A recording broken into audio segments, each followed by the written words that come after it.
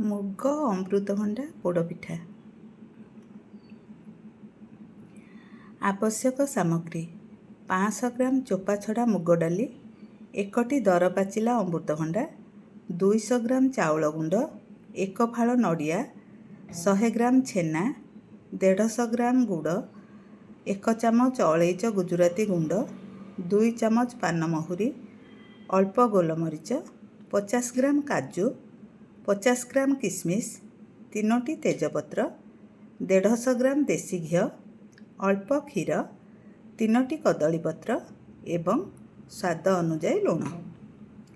ପ୍ରସ୍ତୁତି ପ୍ରଣାଳୀ: ପ୍ରଥମେ ମୁଗ ଏବଂ ଚାଉଳକୁ 3 ଘଣ୍ଟା ବତୁରାଇ ଅଲଗା ଅଲଗା ବାଟନ୍ତୁ। ଧ୍ୟାନ ଦିଅନ୍ତୁ ବାଟଣ ଯେପରି ବେଶୀ ପାଣିଆ ନ ହୁଏ। ଅମୃତଭଣ୍ଡାକୁ କୋରି ଗ୍ରାଇଣ୍ଡିଂ କରିଦିଅନ୍ତୁ।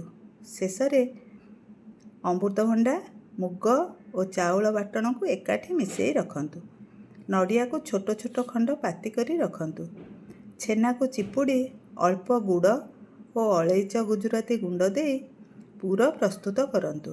ତାପରେ ଗ୍ୟାସ୍ ଅନ୍ କରି କଡ଼େଇ ବସାଇ ଅଳ୍ପ କ୍ଷୀର ଦିଅନ୍ତୁ।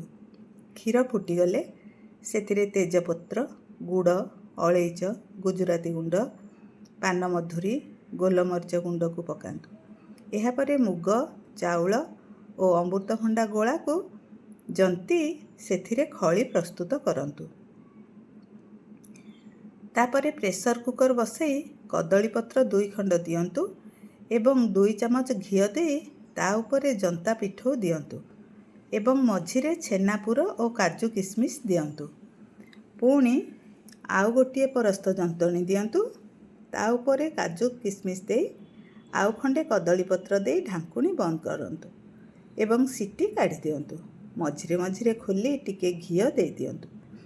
ଗୋଟେ ପଟ ହୋଇଗଲେ ଆଉ ଗୋଟେ ପଟ ଓଲଟେଇ ଆଉ ଥରେ ଘିଅ ଦେଇ ଦିଅନ୍ତୁ।